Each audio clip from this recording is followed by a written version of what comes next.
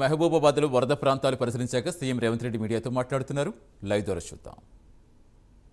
జాగ్రత్తగా వ్యవహరించినా కూడా ఈ జిల్లా ప్రాంతంలో ప్రాణ నష్టం, ఆస్తి నష్టం, ప్రభుత్వ ఆస్తులు దెబ్బతినడం ఇవన్నీ కూడా జరగడం బాధాకరం. అందుకే సచివాలయం నుంచి, కమాండ్ కంట్రోల్ రూమ్ నుంచి ప్రత్యక్షంగా అధికారులు, మంత్రులు, నేను పర్యవేక్షిస్తూ అన్ని రకాల సహాయక చర్యలు చేపట్టి రాష్ట్రంకు వచ్చిన విపత్తు నుంచి రాష్ట్రాన్ని కాపాడే ప్రయత్నం చేస్తూనే ఉన్నాం. ఈరోజు అందులో భాగంగా మహబూబాబాద్ జిల్లా కలెక్టర్ కార్యాలయంలో అధికారుల నివేదికను తీసుకొని అధికారులకు, అదేవిధంగా జిల్లాకు సంబంధించిన మంత్రులు, ఇన్ఛార్జ్ మంత్రి గారికి సూచనలు చేస్తూ సహాయక చర్యలు చేపట్టడానికి ఈ సమావేశంలో నిర్ణయించడం జరిగింది. ఈ జిల్లా పరిధిలో 4 మృతి చెంది, 2 ఈ జిల్లాకు సంబంధించిన వాళ్ళు, 2 పక్క జిల్లాకు సంబంధించిన వాళ్ళు 4 చనిపోవడం బాధాకరం.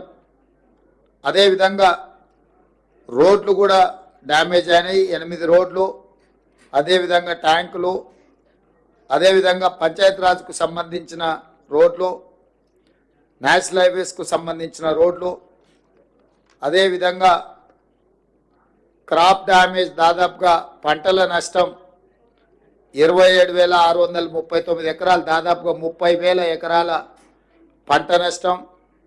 అదేవిధంగా పశు సంపద, పశువులు కావచ్చు, బర్రెలు కావచ్చు, మేకలు కావచ్చు, గొర్రెలు కావచ్చు, ఇవన్నీ కూడా దాదాపుగా 215 చనిపోవడం, అదేవిధంగా 45 ట్యాంకులు తెగిపోవడం, అదేవిధంగా పక్కా ఇల్లు ఒక 3 పాక్షికంగా డ్యామేజ్ అవ్వడం, ఒక 15 ఇల్లు కచ్చా హౌజ్లో ఒక 15 ఫుల్గా డ్యామేజ్ అవ్వడం, 96 ఇల్లు పాక్షికంగా డ్యామేజ్ అవ్వడం, అదేవిధంగా పవర్, విద్యుత్తు 106 గ్రామాలలో విద్యుత్తు అంతరాయం జరగడం, అదేవిధంగా మహబూబాబాద్ మున్సిపాలిటీలో దాదాపుగా వివిధ ప్రాంతాలలో రోడ్లు 11-12 కోట్ల రూపాయలకు సంబంధించిన అంచనాలు ప్రాథమికంగా అందుతూనే మున్సిపాలిటీలో కూడా రోడ్లు డ్యామేజ్ అవ్వడం, వీటన్నిటినీ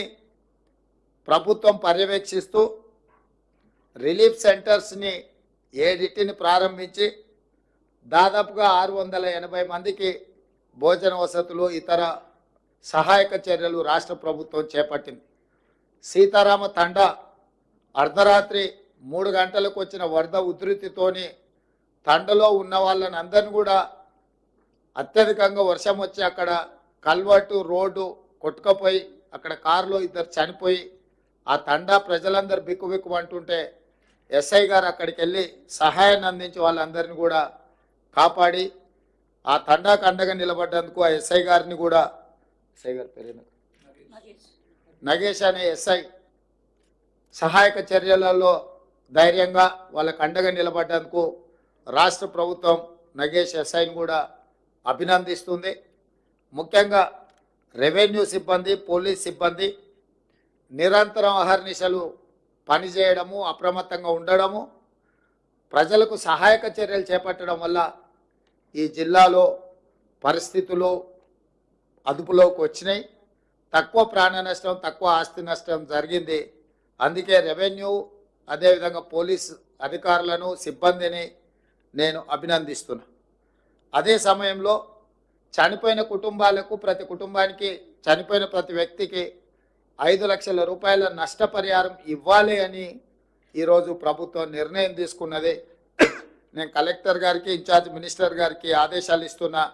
తక్షణమే ఆ కుటుంబాలకు ఆ సహాయక చర్యలు అందించే విధంగా చేపట్టాలి.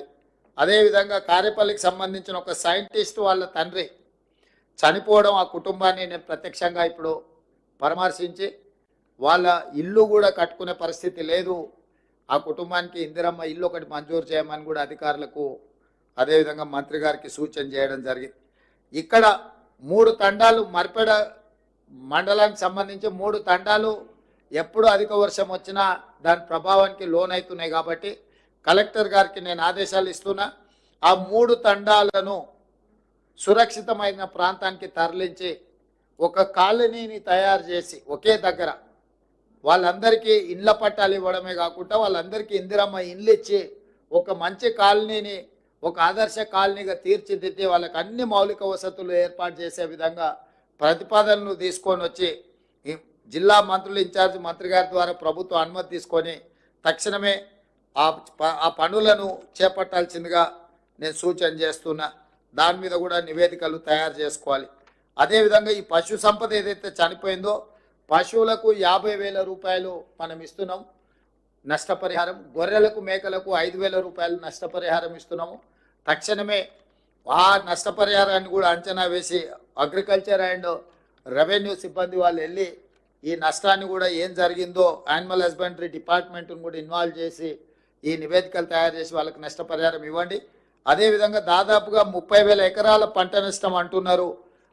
అగ్రికల్చర్ సిబ్బందిని కూడా గ్రామాలకు వెళ్ళి ఇంకా ఏమైనా అధికంగా ఉందా, ప్రజలకు ఏం నష్టం జరిగింది, రైతులకు తక్షణమే చూసి ప్రతి ఎకరాకు 10,000 రూపాయల నష్టపరిహారానికి ప్రతిపాదనలు పంపించి తక్షణమే సహాయక చర్యలను కూడా చేపట్టండి. అదేవిధంగా ఇప్పుడు ఈ రోడ్లకు సంబంధించి కానీ హౌజెస్కు సంబంధించి కానీ ప్రధానమంత్రి ఆవాస్ యోజన కింద ఇట్లా ప్రమాదాలు జరిగినప్పుడు ఈ ఇండ్లు పోతే కేంద్ర ప్రభుత్వం నుంచి కూడా మనము నష్ట సహాయాన్ని వాళ్ళకు సహకారం అందించడానికి నివేదికలు పంపించవచ్చు. కేంద్ర ప్రభుత్వం నుంచి కూడా ఏమేమి మనము నష్టపరిహారం దీనికి పొందవచ్చో నివేదికలు తయారు చేయండి. కేంద్ర ప్రభుత్వానికి కూడా నివేదించడానికి మనం నిన్ననే ప్రధానమంత్రి గారికి లేఖ రాష్ట్రము తెలంగాణ రాష్ట్రంలో వచ్చిన ఈ ఉపద్రవము జాతీయ విపత్తుగా ప్రకటించాలి. తక్షణమే 5,438 కోట్ల రూపాయల నష్టం జరిగిందని తాత్కాలిక అంచనా రాష్ట్ర ప్రభుత్వ యంత్రాంగం అంచనా వేసిండ్రు. ఈ అంచనాను పరిగణలోకి తీసుకొని 2,000 కోట్ల రూపాయలు తక్షణమే తెలంగాణ రాష్ట్రానికి విడుదల చేయండి. అదేవిధంగా ఈ తెలంగాణ రాష్ట్రంలో జరిగిన నష్టాన్ని, ప్రాణ నష్టాన్ని, ఆస్తి నష్టాన్ని చూడడానికి ప్రధానమంత్రి గారిని కూడా ఆహ్వానించడం. ఎందుకంటే ప్రధానమంత్రి గారు ప్రత్యక్షంగా తెలంగాణ రాష్ట్రంలో జరిగిన నష్టాన్ని పరిశీలిస్తే వారు అధికంగా నిధులు ఇచ్చే తెలంగాణ రాష్ట్రాన్ని ఆదుకోవడానికి అవకాశం ఉంటుంది. కాబట్టి తెలంగాణ రాష్ట్ర ప్రభుత్వం తరఫున ప్రధానమంత్రి గారిని కూడా మనం ఆహ్వానించడం జరిగింది. ఒకవేళ వారు పర్యటనకు వస్తే వారికి నివేదికలు అందించడానికి మహబూబాబాద్ జిల్లాలో జరిగిన అంచనాలను పూర్తి స్థాయిలో నివేదికలు తయారు చేసి ప్రభుత్వానికి పంపాల్సిందిగా ఈరోజు నేను కలెక్టర్ గారికి ఆదేశాలు జారీ చేయడం జరుగుతుంది. అదేవిధంగా ఇప్పుడు మీరు ఇచ్చిన నివేదిక చాలా వరకు డీటెయిల్గా ఉన్నది. ఇప్పుడు జరిగిన నష్టాన్ని మీరు ఒక కోణంలో చెప్పారు, కానీ వాస్తవంగా ఇప్పుడు వర్షం తగ్గడం, వరదలు తగ్గడం, వరదలు నియంత్రణలోకి రావడము, ఇప్పుడు విష జ్వరాలు ప్రబలి అంటురోగాలు పెరిగే ప్రమాదం ఉంది. ఇప్పుడు నిజమైన సేవా కార్యక్రమాలు మొదలుపెట్టాలి.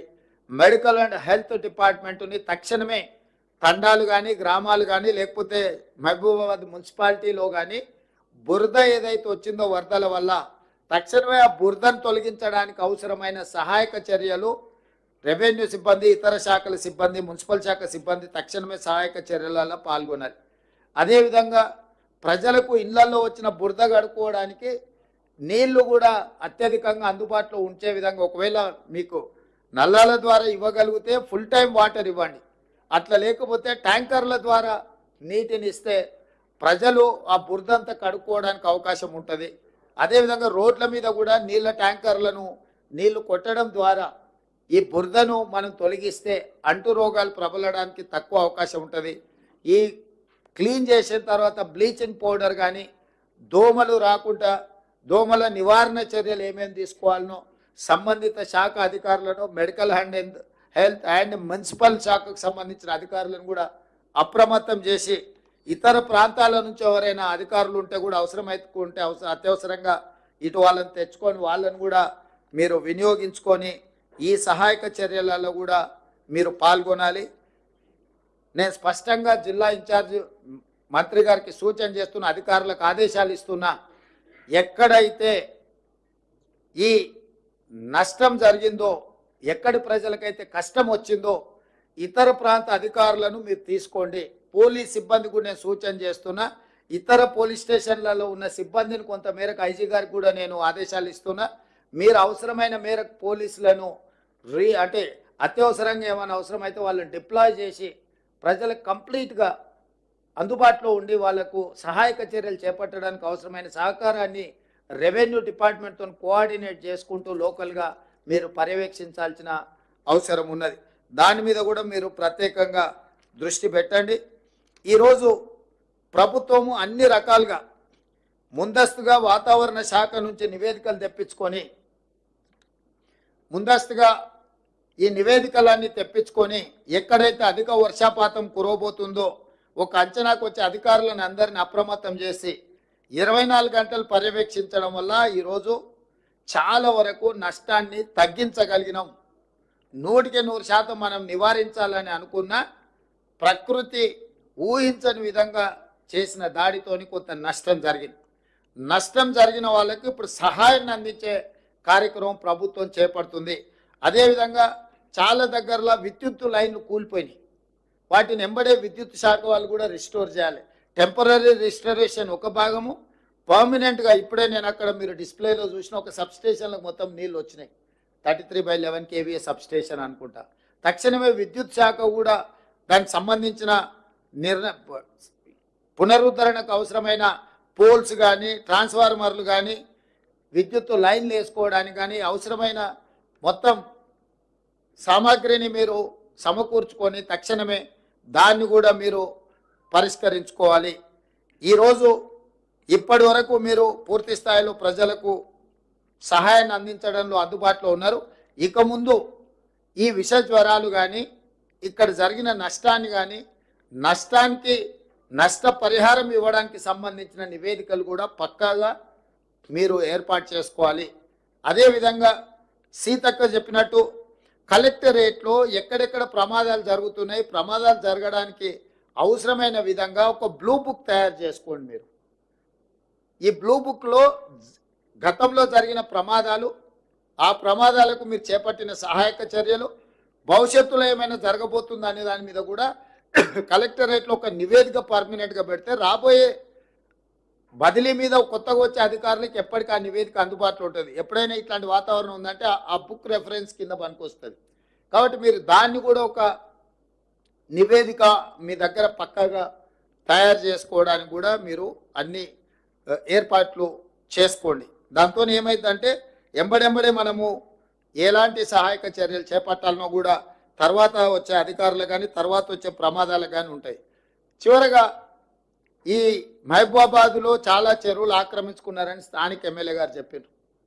నేను స్పష్టంగా అధికారులకు, ఇరిగేషన్ అధికారులకు, అగ్రికల్చర్ అధికారులకు, మున్సిపల్ అధికారులకు, మొత్తంగా కలెక్టర్లకు నేను ఆదేశాలు ఇస్తున్నా. హైదరాబాద్లో ఏ విధంగా అయితే లేక్ ప్రొటెక్షన్ కోసం మనం హైడ్రా పెట్టి ఒక ప్రత్యేకంగా డ్రైవ్ మొదలు పెట్టినామో, కొంతమంది స్వార్థపరులు ఈ చెరువులను ఆక్రమించుకొని వాళ్ళు ఇల్లు కట్టుకోవడమో, ఫామ్ హౌస్లు కట్టుకోవడమో, లేకపోతే ఆ స్థలాలను ఆక్రమించి లేఅవుట్లు వేసి అమ్ముకోవడం ఏదైతే చేస్తున్నారో ఇది క్షమించరాని నేరము. ఇవాళ ప్రకృతి వైపరీత్యానికంటే కూడా ఇలాంటి ఆక్రమణదారులు చేసిన తప్పుడు చర్యల వల్ల తీరని నష్టం మనకు జరుగుతున్నది. దీనికి ఎక్కడో ఒక దగ్గర పులి స్టాప్ పెట్టవలసిన బాధ్యత ప్రభుత్వం మీద ఉన్నది. అందుకే ఎంత ఒత్తిడి వచ్చినా వెనక్కి తగ్గకుండా హైడ్రాను తీసుకొచ్చి అధికారులను అప్రమత్తం చేసి ప్రభుత్వం దగ్గర ఉన్న లేక్లకు సంబంధించి, చెరువులకు సంబంధించిన వివరాలను సేకరించి full tank level, buffer zone, అదేవిధంగా క్యాచ్మెంట్ ఏరియాలో అంటే నాలాలు ఏవైతే ఆక్రమించుకున్నో వాటి అన్నిటిని కూడా తొలగించే కార్యక్రమం చేపట్టినాం. ఇవాళ ఇది జిల్లాలకు కూడా విస్తరించాలి అని చెప్పి డిమాండ్ వస్తుంది.